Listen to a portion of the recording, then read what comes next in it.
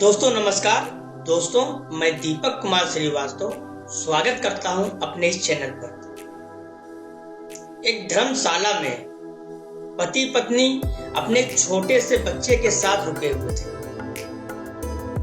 धर्मशाला कच्ची थी, दीवारों में दरारें पड़ गई थी, आसपास में खुला जंगल जैसा माहौल था।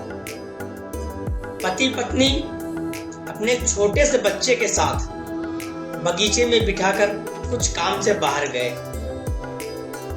वापस आकर देखते हैं तो बच्चे के सामने एक बड़ा नाग कुंडली मारकर फन फैलाए बैठा हुआ है। इस भयंकर दृश्य देखकर दोनों हक्के बक्के रह गए। बेटा मिट्टी को मुट्ठी में भर भर कर नाग के फन पर फेंक रहा है और नाग हर बार झुक झुक कर सहे जा रहा है। मां चीख उठी, बाप चिल्लाया, बचाओ बचाओ, हमारे लाडले को बचाओ। लोगों की भीड़ इकट्ठा हो गई।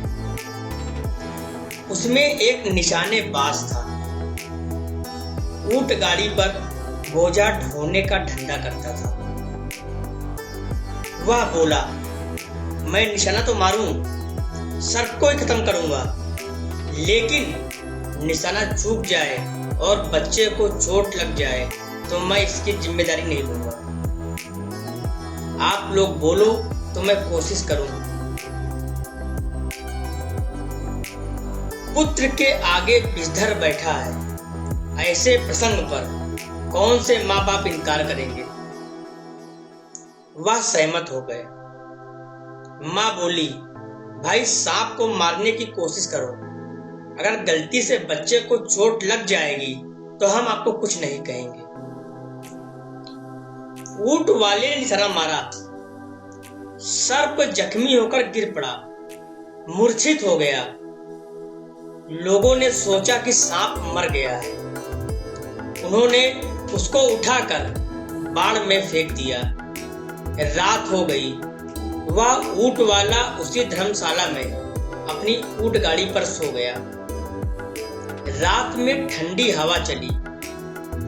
मूर्छित सांप सचेतन हो गया और आकर ऊंट वाले के पैर में डसकर चला गया। सुबह लोग देखते हैं तो ऊंट वाला मरा हुआ था। दया योग से सर्प विद्या जानने वाला एक आदमी वहां पर ठहरा हुआ था। वह बोला, सांप को यहाँ बुलवाकर जहर को वापस खिंचवाने की विद्या तो मैं जानता हूँ। मुझे यहाँ पर कोई 8-10 साल का निर्दोष बच्चा हो तो उसके चित्त में सांप के सूक्ष्म शरीर को बुला दूं और वार्तालाप करा दूं।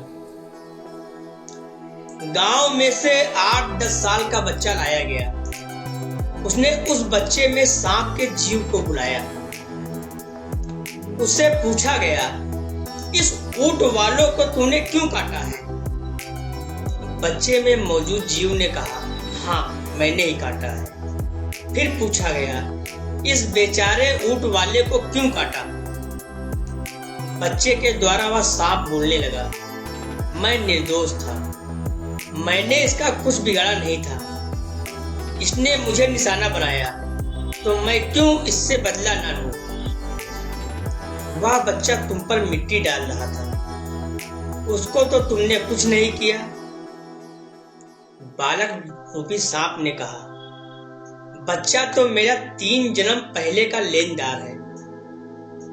3 जन्म पहले मैं भी मनुष्य था और वह भी मनुष्य था। मैंने उससे 300 रुपए लिए थे, लेकिन वापस नहीं दे पाया। अभी तो देने की क्षमता भी नहीं है। ऐसी भद्दी योनियों में भटकना पड़ रहा है।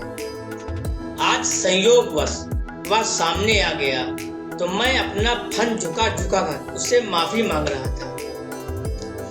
उसकी आत्मा जागृत हुई तो धूल की मुट्ठियां फेंक फेंक कर वह मुझे फटकार दे रहा था कि लानत है तुझे, कर्जा नहीं चुका सका। उसकी वह फटकार सहते सहते मैं अपना ऋण अदा कर रहा था। हमारे लेन देन के बीच में टपकने वाला या ऊँट वाला कौन होता है?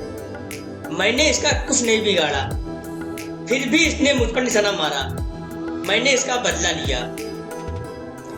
सर्प विद्या जानने वाले ने सांप को समझाया, देखो तुम हमारा इतना कहना मानो, इसका जहर खींच लो। उस सर्प ने कहा, मैं तुम्हारा कहना मानूं तो तुम भी मेरा कहना मानो। मेरी तो वैर लेने की योनि है, और कुछ नहीं तो न सही मुझे या ऊँट वाला 500 रुपए देवे तो अभी इसका जहर खींच लो। उस बच्चे से 300 जन्म पूर्व लिए 300 रुपए लिए थे, 2 जन्म और बीत गए। उसके सूद के 200 रुपए मिलाकर कुल 500 रुपए लौटाने हैं। किसी सज्जन ने 500 रुपए उस बच्चे के माँ बाप को दे दिए। सांप का जीव वापस अपनी देह में गया।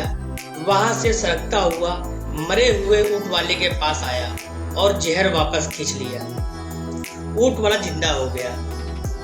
इस कथा से स्पष्ट होता है कि इतने व्यर्थ खर्च नहीं करना चाहिए कि सिर पर कर्जा चढ़ाकर मरना पड़े और उसे चुकाने के लिए फन झुकाना पड़े, मिट्टी से फटकार सहनी पड़े। जब तक आत्मज्ञान नहीं होता तब तक कर्मों का कर्ज चुकाना ही पड़ता है। अतः निष्काम कर्म करके ईश्वर को संतुष्ट करें। अपने आत्मा परमात्मा का अनुभव करके यहीं पर इस जन्म में शीघ्र ही मुक्ति को प्राप्त करें।